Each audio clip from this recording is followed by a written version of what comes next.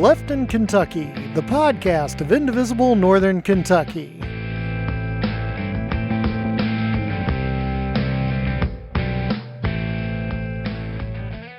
Welcome back to Left in Kentucky, everybody. Hope you enjoyed your week off without us. Sorry about that. We had a little technical difficulties last week. But never fear, we are back with yours truly, Roberto Henriquez. And always, the lovely and talented Miss Ann Dickerson. And the also lovely and talented Miss Amy Ferguson. Hi.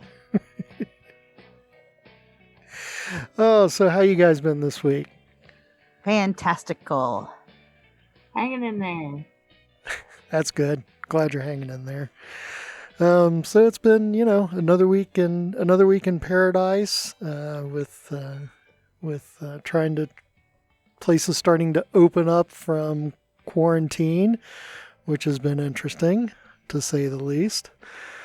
Fortunately, this week we have, for our interview coming up in a little bit, we have Miss Attica Scott, Representative Attica Scott from Louisville, District 41. So we look forward to that. But in the meanwhile, it's time for our favorite episode,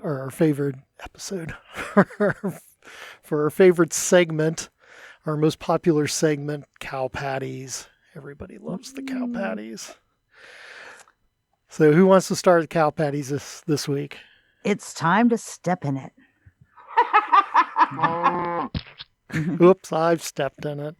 Ooh. That's going to leave a scent. Yeah, why don't you start us off, Amy? I could start us off.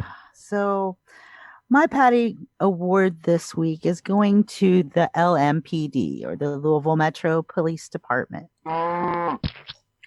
And I guess, most of us have probably heard about what happened to Breonna Taylor.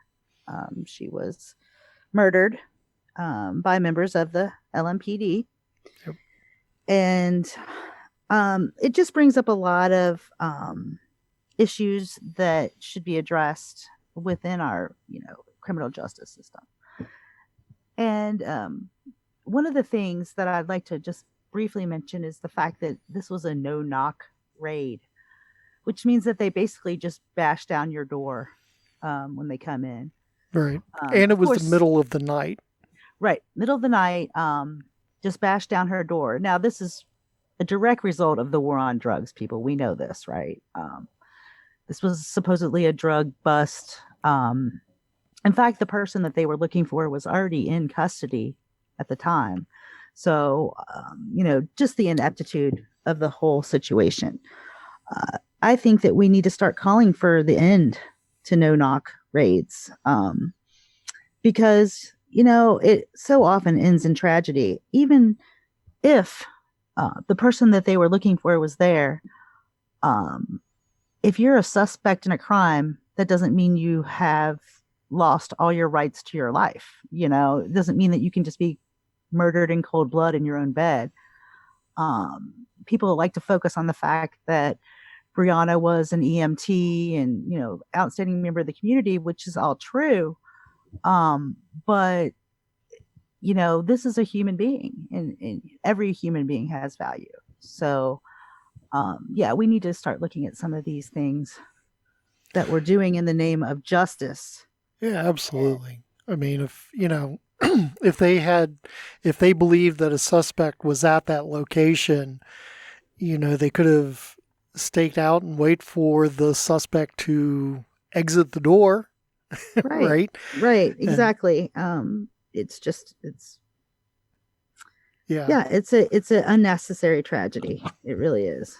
Yeah. So. If you aren't familiar with what happened, you should definitely look up the story. It's been covered quite extensively. So my guess is you've probably at least heard something about it. But right. So I just want to point out the names of the murderers. Okay. Sergeant John Mattingly, Detective Brent Hankinson, and Detective Miles Cosgrove. Okay. They are currently on administrative leave. They have not been charged with a crime, but Breonna's boyfriend was charged with a crime. because he acted in self-defense when someone busted in the door of his residence in the middle of the night. So where are our NRA folks now? Yeah, they never step up when it's a black person, especially a black man. Yeah, Right. absolutely. You never see them stepping up with Nope. if it's a black person or Latino or anybody other than an old white dude. Right. They're silent as all get out. Right. So I would also like to point out that this is not a one-off. This is not something that has never happened before. I lived in Louisville for many years. I lived in predominantly black neighborhoods for many of those years. And I was treated differently because I was white. I was not suspected of crime because I was white. And it happened then and it's happening now. And it takes people of conscience to stand up and say, you know what? It can't be this way. We can't allow it to be this way. So you guys out there Absolutely. with your privilege, speak up. Absolutely. All right. I think that was You need to clear up one thing on that case, though. Because I've seen this a lot. And Philip Bailey with the Courier Journal has been doing an exceptional job reporting on this and trying to make sure that the facts get out. Because now that it's gone national, even people like Kamala Harris have been making public statements that are not factual, not correct. They did not go into the wrong home. And people need to know that. The no-knock warrant was for that address. So that wasn't, even though everything else is total crap and should not happen, let's not add fuel to the fire by being, untrue or spreading misinformation. We definitely don't need any more of that going on than is already going on. Right. I think I had all my facts right before. Yeah. I'm just saying. I wanted to make it a point once you brought it up, not knowing what you were going to talk about.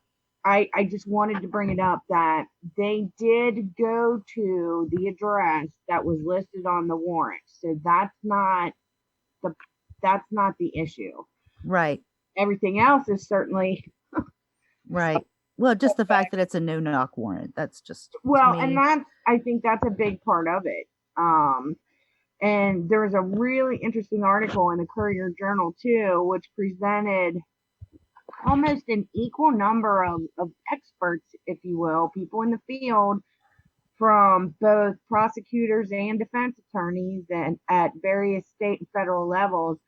It's like they're split on whether they think that warrant should have even been issued. Right. So, and the fact that there is that much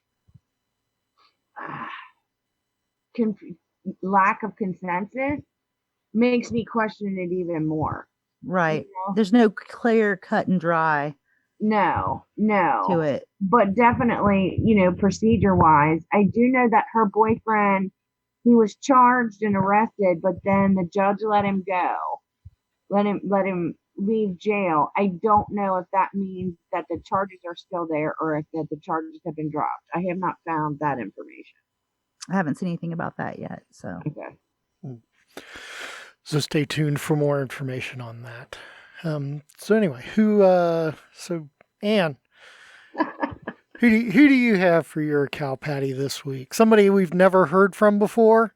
Lay your pile on us. Well, the oldies but goodies play because they always put themselves out there. Yep. So, once again, I have to go with Damon Thayer. And, as a partial aside to that, his personal attack chihuahua, Savannah Maddox. It's a special. Yeah, because 2 days ago, this just cracks me up, right? Somebody on Twitter, some woman that I've never heard of was, complaining, first it was not being able to get your hair and nails done and, or have your pet groomed, God forbid, right? because that's a life and death thing, not being able to get Bowser shaved. But anyway, now she's complaining about the pools closed for the summer. You know, Oh no, not the pools. can't get her daily dose of skin cancer. So anyway, Damon Thayer, he must know this person because he quoted the tweet, you know, and retweeted with a comment. And I'm gonna read the exact thing to you. I assure you that I nor any member of the General Assembly has anything to do with this or any decision by the governor, who neither consults or informs us regarding COVID-19. During Kentucky GA21, we will address issues relating to executive branch authority. Stay tuned. Wow. Yeah. So here's what we have. You know, we have COVID Kathy and COVID Corey still doing their stupid crap when all of the evidence supports Andy Beshear. All of the evidence supports that from the standpoint of we are now listed as the second state, only the second state to even meet the requirements for opening up at the phase 1 level, according to the directives put out by the damn White House. Yep. You know, you got Savannah Maddox got these people all fired up. She called in her, backup recruits from the Florida white supremacist groups to make it look like she had more support than she did to, complain about all this. But here's what it comes down to. Andy Beshear's approval rating has been over 80% for a very long time. And they're going to do whatever they can to knock him down because he's a Democratic governor. Yep. So what's their answer to a governor with an approval rating like that? They're going to try to strip him of power. I'm going to tell you right now, and I hope some little birdie carries this to Damon Thayer and Savannah Maddox. I will personally camp out on the floor of the Capitol in Frankfurt every friggin' day of next session because I'm tired of this crap. They act like they represent a huge number of people and they don't. They don't seem to understand the Kentucky Constitution, which has very specific things listed for the powers of the governor and the executive branch in the case of a crisis or an emergency. They seem to forget that we are still under both a federal and state emergency. Those have not been lifted. So for them to cry over stupid crap, I mean, first off, Savannah Maddox has never had a life outside of her daddy's or her husband's home. So for her to speak on anything is a freaking joke. How she got elected by being the cruelest, most evil, most disgusting, most foul person on the planet to run that kind of a campaign that she did is a joke. But now we got Damon Thayer, he's finally in an election year, and he's got a strong opponent who is a genuinely good guy who has demonstrated through the issues that he's talked about that not only is he willing to work in a common sense, bipartisan approach, he will put the majority of the people at the front of every issue every time, which is why I think Jason Stroud, is starting to scare Mr. Thayer a little bit on top of Andy Beshear's popularity. And I've seen Republican after Republican after Republican who have publicly said one of two things. Either A, they're so glad they voted for him, or B, they may not have voted for him the last time, but the way he has responded in this crisis has been exceptional, and they will support him in 2023. That's got to be scaring the bejesus out of them. So their answer to everything is to take steps to strip power. First they did it at the Secretary of State level. Now they want to do it at the governor's level. And it's a joke. Who does Damon Thayer think he is? I mean, so what if he's the majority leader in the Senate? He seems to envision himself the Mitch McConnell of the Kentucky legislature. Oh, I think that's exactly what he sees himself as. While the positions are equal, the power most certainly is not. Nobody is afraid of Damon Thayer the way they're afraid of Mitch McConnell. Nobody looks at Damon Thayer and goes, ooh, he wields so much power, but he's going to do everything he can to get to that level. And that's what this is all about.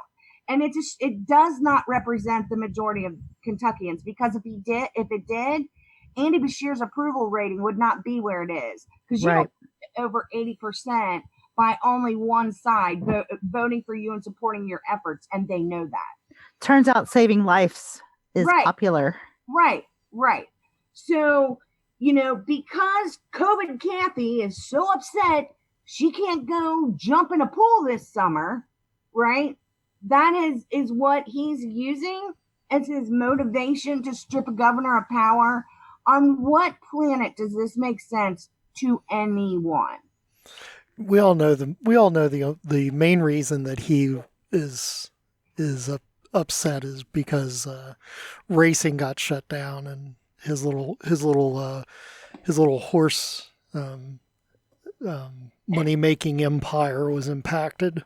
That's why Damon Thayer was upset. But here's the thing: horse racing is already reopened, just without people watching, right? Right. And he made absolutely sure, because he bragged about it, and the people in the horse lobbying industry bragged about it all over Twitter.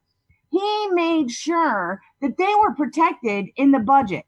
Yep. Screw the things the public schools needed, screw the things city needed, or anywhere else that they could potentially make cuts.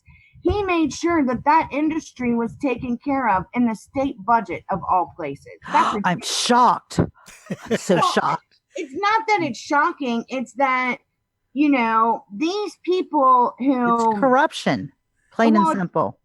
Right. But here's if this doesn't show, Joe Smith, who's working his farm down in Grant County and struggling to get by, if these kinds of actions don't show him that he has a state senator who doesn't care one lick for him or what's happening to the people in the state of Kentucky, I don't know what will.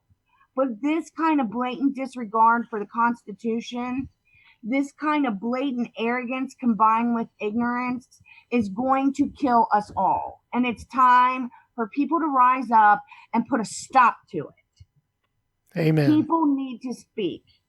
And you can bet I will be there. Like I said, destitute, no money, camped out in Frankfurt. I don't care if I got to do PTA baths in the public bathroom down there. I will live down there and live in his face for all of Kentucky GA21. I'm not taking it anymore. I'm done. I'll bring you Diet Mountain Dew and cheese sticks. That's great. So we have that to look forward to in General Assembly 21. So that's awesome. Well deserved. January of next year, I'm gonna be doing the remote link with my laptop sitting on my lap as I'm, there you go, my back against the wall in the rotunda, waiting to report on what a thing he's being. Fortunately, next year is the short session, so you only have to do that for a couple of months. Mm-hmm. I think it may, next year, I don't know how they're going to do it. It could, well, maybe not. I don't know. Since this year they were supposed to take care of so many things in a long session, but they didn't. I'm sure that they have that on their agenda as well. And one thing I forgot to point out, Savannah Maddox already has the bill. She's already been bragging that she's going to pre-file it for next year to strip the governor of powers in the case of an emergency. And if he has to check with every one of them during a crisis when decisions have to be made, every time, he wants to do something, that's as pathetic and ridiculous as I've ever heard. They're just stroking their own egos. It's a joke. Alrighty, so that's a tough act to follow. Thanks for that, Ann. I'm sure you can find another Patty in the field. Oh, I got another patty. So, and somewhat related, still on the COVID-19 topic.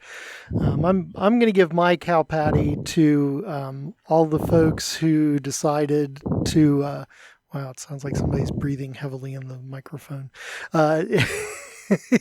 Feel like people are breathing down my neck already. No, my giving my cow patty this week to all the folks who decided to crowd into all of the restaurants in over in Cincinnati that just reopened, and they were wall to wall, shoulder to shoulder. I don't know if you guys saw any of those pictures, but all the folks who decided it was much more important to just pile in instead of trying to maintain some distance and help people be healthy. You got my cow patty. Yeah. There we go. I lost my cow patty. Themselves. I'm going to be real curious to watch the stats in Ohio for the next 2 weeks. Because, in other states, did you see Texas? Did you see what's going on in Texas? Like, they just had, and I think, man, everything happened like 2 days ago. They just had their biggest day ever of over 1,000 new cases in a single day.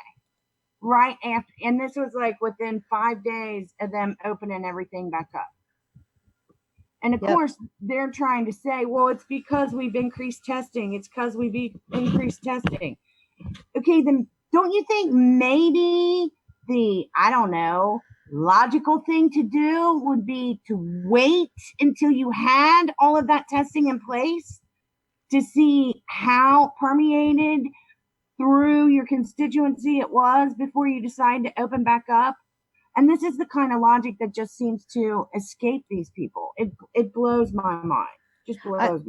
I did see that DeWine said that he'd start pulling liquor license and business license for people that weren't following the rules. So that's good. At least he's getting that out there. Well, at least there's that. Definitely.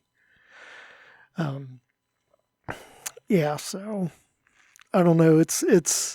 I think we're going to see, I agree. I think we're going to see a huge spike come around here in a few weeks. And it'll be interesting to see if they actually decide to close things back down or if they just decide, you know what, people's lives they're just not worth it. We'll sacrifice 100,000 or so and not even think about it. Right. If it's somebody and it's a small number, people care. But it's like when you get to a certain number, it's automatically a statistic then, and people see it that way as a statistic and not as individual lives. And, this lack of empathy, it's just a current running through so many things going on right now. That's going to wrap it up for our cow patties this week. And you can look forward to a new batch next week. Joining us this week, we have State Representative Attica Scott from District 41 in Louisville. Welcome to our podcast. Thank you so much. I appreciate you having me. Yeah. So let's see. Lots going on. We just finished up the most recent session in General Assembly, and I'd be real interested to kind of hear what you think were some of the high points and maybe some of the low points from this past session. All right. You want me to just go ahead and jump in? Yeah. Jump in where you want to. Sure. Well, I will say that as most people know, it was an extremely unusual session with COVID-19. And for me, it felt like the session that would never end because we were off for our regular break for the veto period. And then because of COVID-19, didn't come back for a few days and then came back for a couple of days and then took more days off than anticipated. And we just did that for a few times. And it was an unhealthy and unsafe environment to be in, not only for our physical health and safety, but emotional and mental as well. And so it was an extremely unusual session. I I know will say that there go definitely ahead. seemed to be a lot of struggle with how to try to conduct the session safely when you were there. And I know that some of the time you were sitting in the gallery trying to maintain social distance. Yes, exactly. So a few of us very early on took the initiative to distance ourselves by sitting in the gallery and texting our votes to our colleagues. And I know, a few of us also early on wore masks. And despite having at least for me, having my colleagues mock me for which, I'm not surprised. As the only Black woman there, I get singled out quite often for things. So I was the only one who really got mocked for wearing a mask early on. Although there were a couple of other people who wore masks as well, but I don't care.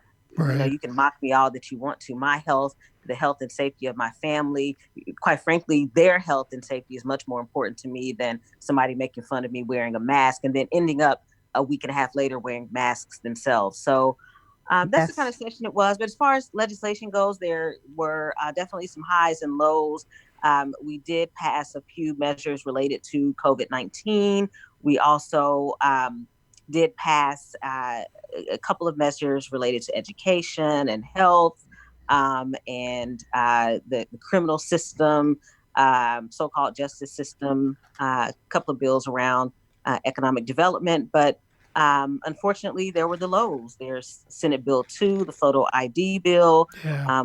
Most people know will have a disproportionate impact on people living in poverty and Black folks and other people of color. And I just want to say to the people across Kentucky who stood up, who spoke out about Senate Bill 2, thank you, thank you, thank you, thank you. Because sometimes in Frankfurt, I'm going to be honest, when it comes to issues that we know are about race, our white folks can be silent and not say or do anything, and that's painful and it hurts. But I appreciate the fact that folks spoke up about this bill and did not let it get vetoed without challenge. So I just want to say that to people across Kentucky.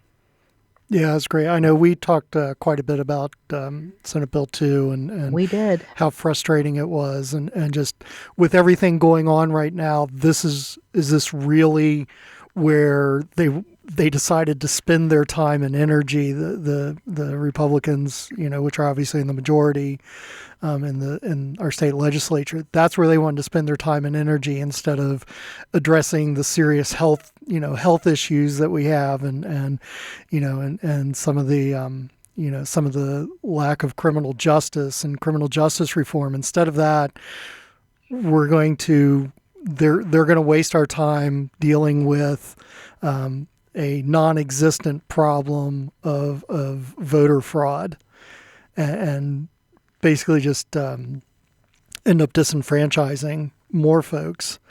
And with the shutdown, right, even if you wanted to get an ID, with so many offices shut down, it's impossible to get an ID if you don't already have one.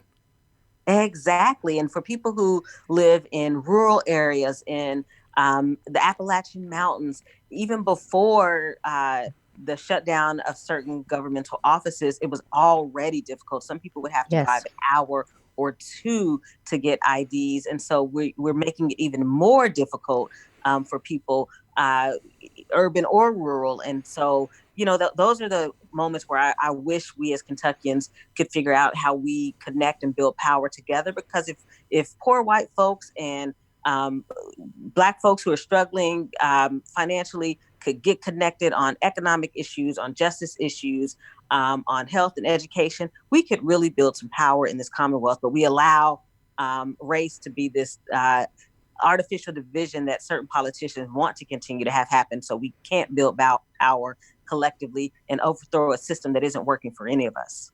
Yeah, absolutely. I know one of the issues that's near and dear to your heart is criminal justice reform, and I know there were several bills this year that some that got addressed, some that didn't get addressed. If you could talk a little bit about those, and then I think I want to spend some time talking about the most recent incident that happened in Louisville recently. Definitely. Well, I will say at the top of the list was really strengthening Kentucky's human trafficking law. When I think about things like the Derby and other horse racing events, we have to have stronger human trafficking laws in Kentucky. So that bill did pass. Automatic expungement of certain charges passed. So that's a plus. There was a bill that passed around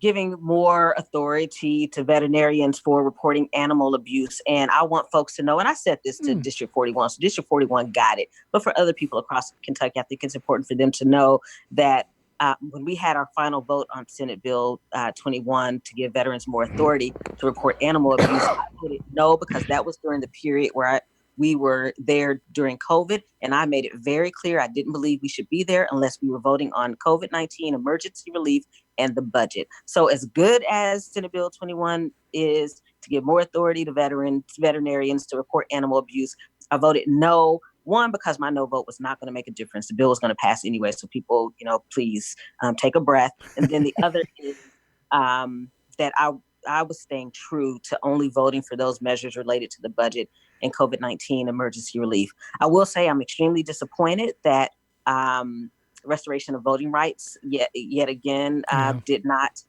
pass this legislative session.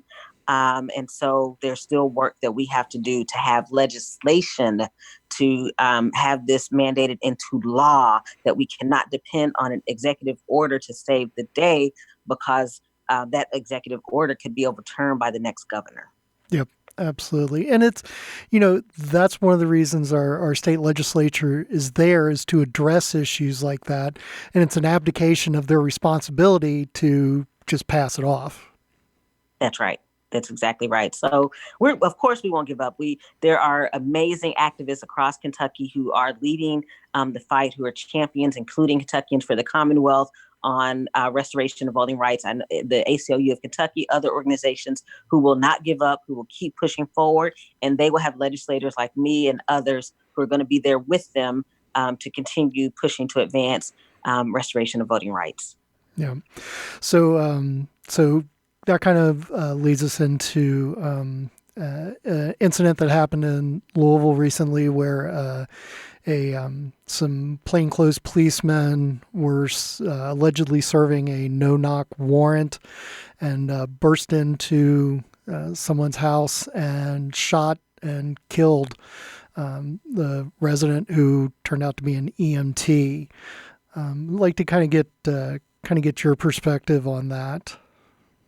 Sure. Well, the first is that these kinds of incidences of police brutality, police violence happen both here in Kentucky and across the country. And in Kentucky, unfortunately, we try to allow ourselves to think we're immune, but we're not. And too often as well, what accompanies that is that as Black folks, we have to prove that we have humanity and that our lives matter. Like, we have to keep lifting up that she was an EMT, because that's important, right? Right. But not it's important that she was a Black woman asleep at home at 1 o'clock in the morning, and with her long-term boyfriend, and the police just busted in. That's not what's important. I mean, that's not enough. We have to make sure we keep saying she's an EMT, so people will care, that they will have compassion. And that happens all the time. But we also have seen this week where a local television station decided to go and get her employment records to try to bash her character, which also accompanies these kinds of incidences, because we've got to make sure that the Black victim of this police violence has something negative in their record to somehow justify them getting shot and killed by police. Well, So I don't I feel like even if she... I, for one, cannot act like I have never been in an employment situation where I have not had some ding on my employee evaluation. I know I have some dings, because I'm going to talk about race and I'm going to call folks out, even on the job. And so, of course, I'm going to have some dings in my employee evaluation that probably say she's difficult to work with, or an angry Black woman, or some mess like that. But that does not justify shooting and killing me. Yeah, absolutely. Amy, I know you used to live in Louisville for a while. Right. And, even if she was guilty, even if she was the person they were looking for, that still does not justify murdering someone.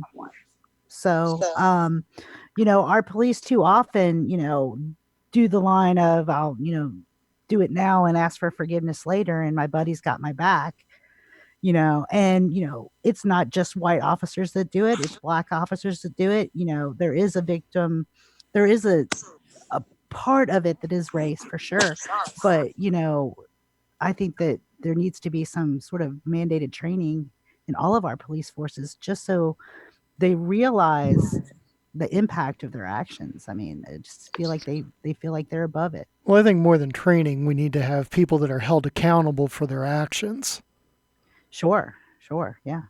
Yeah, there's accountability. There's accountability, and yes, there is training. And I was the first and probably only legislator who said that when the recommendation, mandate, whatever you want to call it, came down for people to start wearing masks when they're out in public. The first thing I said was, I hope what accompanies that is anti-racism training for law enforcement, because I know that my son and my brother refuse to wear a mask because they know, as Black men, my son, a young Black man, my brother, an older Black man, that they, with their masks on, can be harassed or shot and killed by police. And so, but of course, anti-racism training didn't accompany that decision, and it won't. Right. And I have for 3 years now filed legislation to have an independent investigation of police shootings. I do not believe that the police can police themselves. I do not believe they can investigate themselves.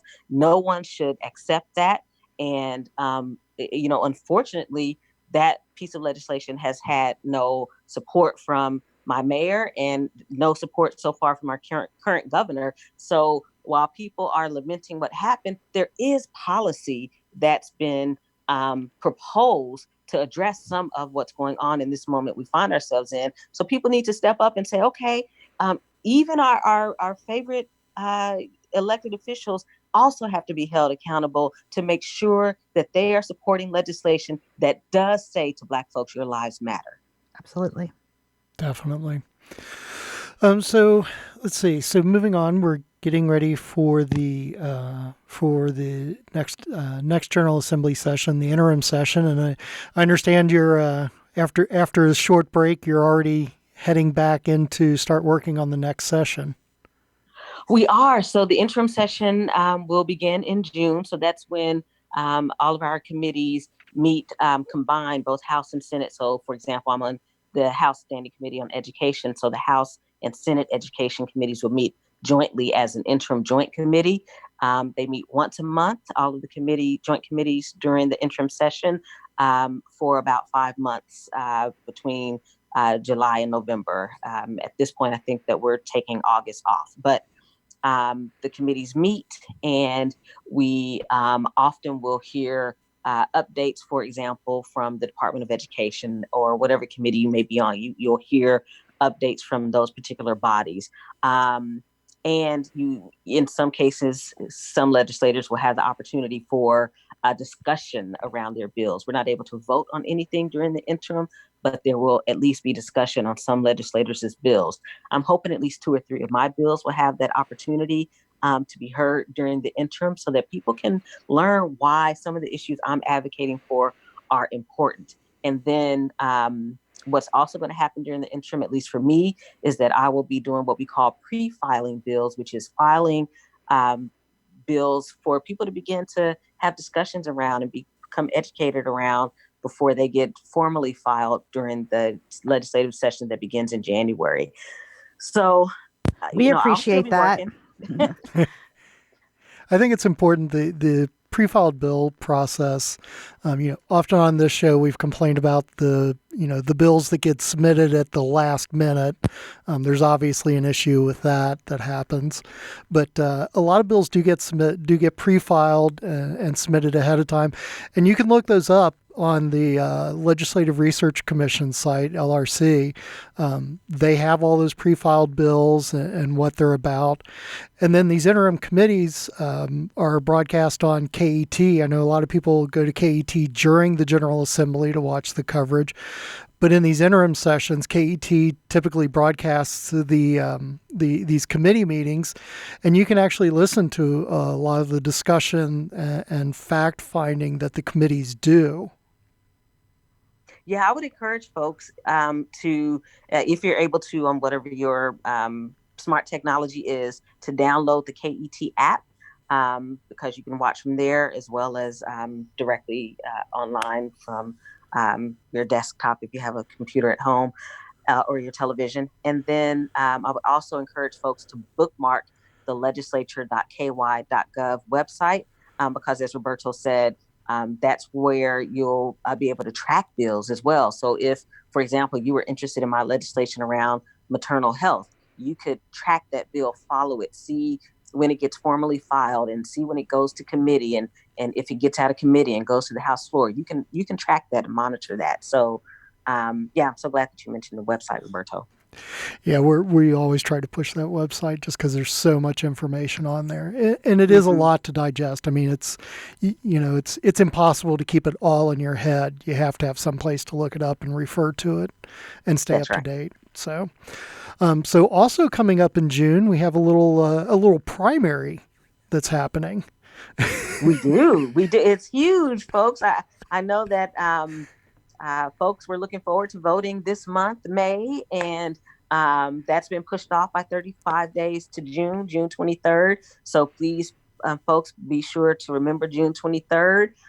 May 22nd, the state portal is supposed to open for you to be able to request a ballot. What's happening right now at the county level, at least my example for Jefferson County, is that you can request an application to then request a ballot, but you're going to get a postcard anyway that says the same thing. So it's a little bit redundant, but I did it because I want to know what that's like. I want to be able to say to people who also are going to end up doing it just because that's the information they're receiving. If they have questions, I want to be able to say, well, this is what happened when I did it. Although I do understand everything else that's going to happen. If I don't do that, then I can't, from an informed perspective, say to people, well, this is what you'll receive and this is what you'll need to do. I think it's also important for people to know that in places like Jefferson County, with nearly 1 million people in population, we're going to have one polling location. Probably the Board of Elections meets on Tuesday of this week to formalize that proposal. It's probably going to pass, but we're going to have one voting location, one polling place for the entire county of nearly 1 million people. For folks to go to. That's it's insane. Probably going to end up being at the fairgrounds because that's the biggest place to be able to have the physical distancing. So, folks need to pay attention to those kinds of things because that means that a place that's not easily accessible by public transportation and is not necessarily a central location is going to somehow we're going to expect the people from east to west to south are going to be able to get there and vote if they have not sent in their mailed in ballot. Yeah, because the fairgrounds, that's out like on the Beltway, isn't it? The fairgrounds is by the airport. And so it's a very I used to live right complicated there. location. Yeah, I know. Right off Preston Highway. I know a lot of counties are doing that. Boone County, which has a large population, and happens to be where I live. I did the same thing. I went ahead and contacted my county clerk to request the application to request the ballot because I wanted to see what that process was like and how quickly we would get that. But we're going to have one singular polling location. That's important for people to know. And what I've been doing is, every Tuesday and Thursday, I try to put out information related to primary election day voting. And I put out the information that I have at the time that's coming from both my county clerk and the state. And so that information changes quickly. And so, and because the information people are receiving is contact your county clerk for a ballot, which is not really a ballot, it's the application for a ballot. Mm-hmm. I put that on there because that's what they're being told to do, but I also am going through those steps myself so that we're doing this at the same time, and I can explain things to folks as we go along. Yeah, it's really, really confusing that you're requesting an application for a ballot, so they have it's really confusing for people. I've gone through the explanation several times. You can imagine the people that are calling me and asking me. So yeah, I have to get it right. Absolutely. So we also have the census this year, which is extremely important to fill out. It is, and I'm excited to say that of all southern states, Kentucky has the highest cumulative self-response rate of any state, which basically means more people in Kentucky are completing the census than in any other southern state, although we're part of this Midwest compact, but of southern states. Wow. So we're at 63.1% as of yesterday, Friday. So nice. Folks, please, yes, very nice. Please keep filling out your census. I know that we can get to 100% across Kentucky. I know that for our rural areas, you would have just received, some places would have just received their census forms because of all of the delays that the Census Bureau has been experiencing due to COVID-19. So I just want folks in rural areas to know that's why you didn't receive yours in this past month as more urban or suburban areas did. But you should have received it by now. And that people, you have until August to send in your census form, either send in the paper form or complete it online, which I did. 10 questions, took me less than 10 minutes, or you can call in and complete your census over the phone. It's languages for interpretation are available, and it's, I think at this point, 15 different languages now. And wow. You want to go ahead and fill it out, because otherwise somebody like me is probably going to come knock on your door starting in August. Well, I'd like for you to come visit. It's too late. You've already done your census, Roberto. Man, I already did my census. No, when Attica and I get together, we always have a good time. Great conversation. So I'm always so true.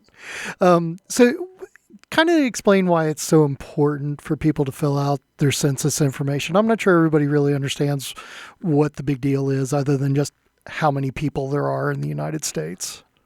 That's so fair. And so my first time actually being involved with trying to get people to complete the census was 10 years ago. So folks, we only do the census once every 10 years. So you won't have another chance to be counted, or for your babies to be counted for a decade. And so what that means is that in Louisville, for example, that's about $2,021 per person that will be lost for each individual who's not counted in the census. We cannot afford that.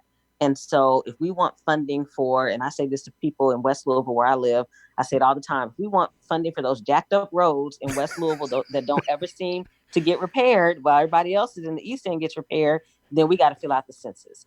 If we want funding for good quality schools, school buildings, textbook funding, instructional material funding, complete that sentence. Make sure you count the kids, count the babies. Any baby born before on or before April 1st of this year, count the babies. Those are the most undercounted group of people in the census. If you want to make sure we have funding for healthcare services, EMTs like Breonna, if you want to make sure we have clinics, etc., complete the census. If you want small businesses, because today would have in Louisville would have been support small business, independent business Sunday. If you want independent small businesses to come to your community, you've got to complete the census so they know when they're looking at data that, yes, this is a place I want to invest in because they have the numbers. They have the people for me to bring my business and expect that it will be able to be supported. So folks, lots of reasons to complete the census. I will say that babies, kids are the most undercounted in the census. It's a really interesting situation to be in, that we're not counting them. that Black men and other men of color are the most undercounted in the census. We got to make sure that we're counting Black men and other men of color. And we got to make sure that we're counting people with disabilities and people who are LGBTQ, people who are most left out, left behind by government, systems of government, other institutions and systems are the people who are most undercounted. Yeah, excellent. It's very important, and it's you hear about things that some things aren't they're nonpartisan issues, and this is one of the most nonpartisan issues out there is getting a good count of the people for services that are provided. That's right. So. Well, in Roberto, I will also say services and representation. That I want to make sure I also remind folks that the census is important to make sure that you have the representation that you deserve at both the local, state, and federal level. So if, for example, in West Louisville, where I live, we have 3 of us who serve our constituents in Frankfurt. If you don't want redistricting to happen and for our 3 districts to be merged into one because of a census undercount, then complete the census.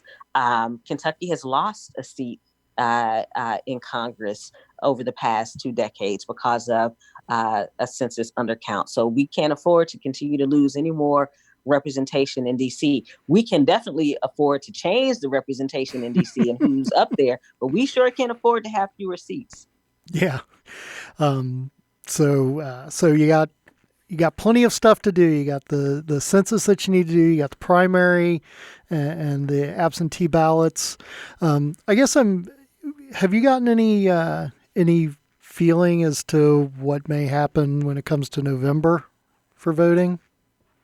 We're not sure yet what's going to happen at the federal level. And so, but we've gotten some really great proposals from people like Elizabeth Warren as it relates to elections and what we could do to make sure that we have all vote by mail, for example, and to make sure that that postage is paid for already with the tax dollars that we send to our governments, instead of people having to then figure out how do I go get postage to send in my ballot.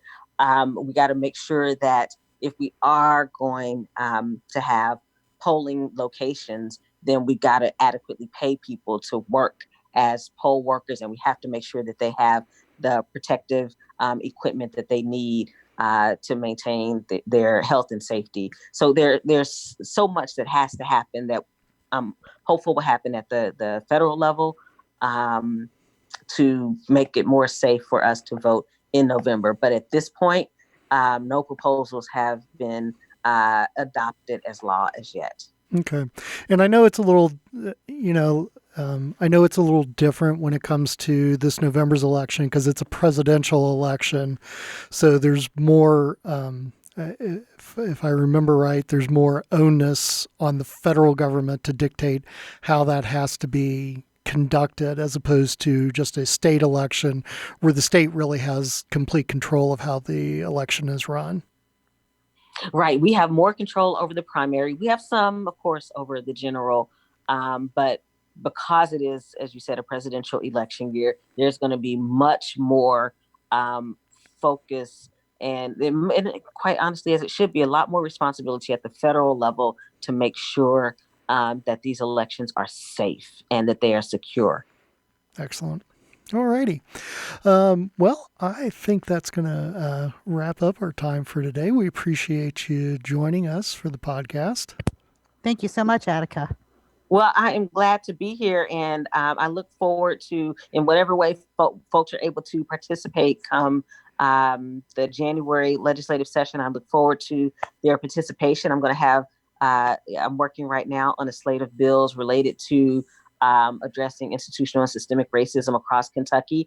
And I'm going to call on folks to step into your discomfort and realize that it's not about you. It's about people who are, and I'm saying this to white folks, it's not about you. It's about the people who are most directly impacted by institutional and systemic racism, who continue to be hurt by that across our Commonwealth.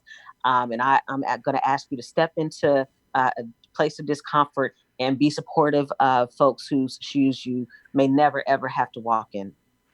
Yeah, very good. I look forward to seeing that legislation. Do you Thank have, you. so if somebody wants to find out more about you and your positions, I'm assuming you probably have a website, social media that people can check out? I do. So I will say that, as Roberto said, our legislature.ky.gov website is amazing. You can search by my name if you wanted to. You can search by a topic if you wanted to. But if you search by my name, you will see all the bills that I have that I had filed, so you can get a feel for what I believe in, what I stand for. You'll see that much of it falls in lines of the health and safety of girls and women. And you will also find my contact information for the legislature there. But you can also contact me, or you can follow me on Facebook and Twitter at Attica Scott 4KY, ATTICA, the number 4KY. And I also have a State Representative Attica Scott page on Facebook.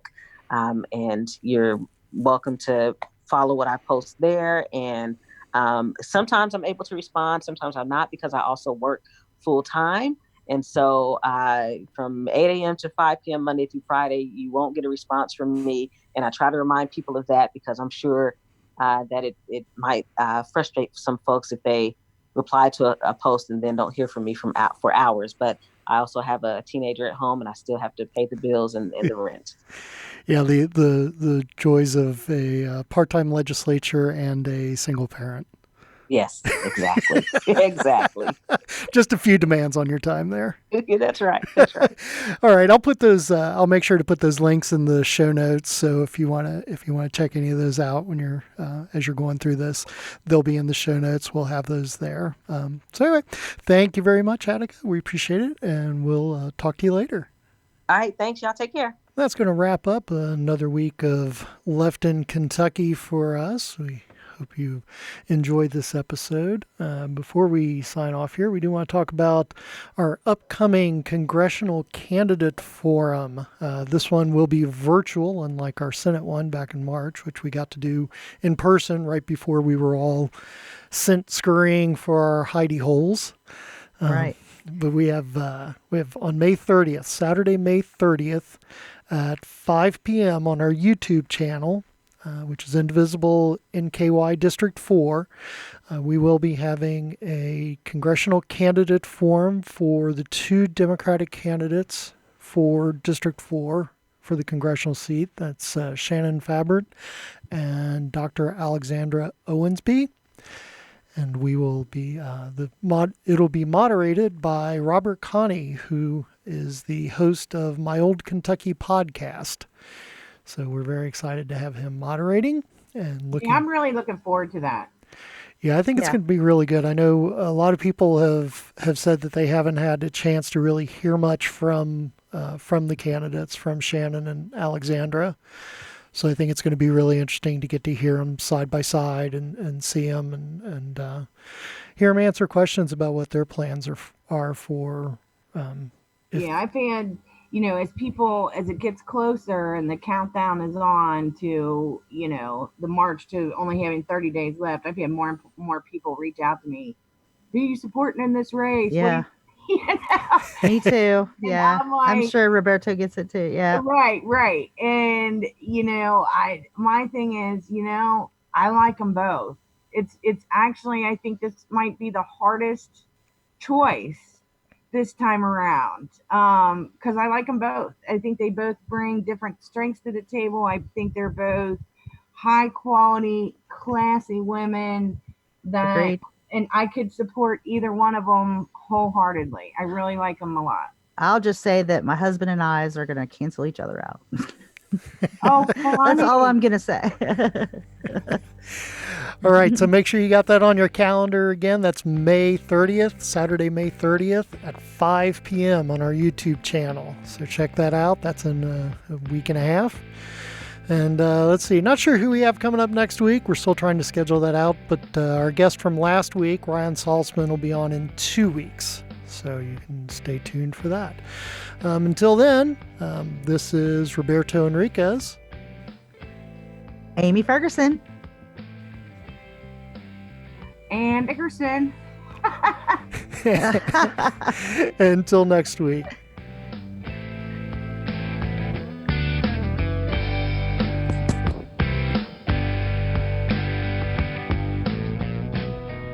Left in Kentucky, the podcast of Indivisible Northern Kentucky.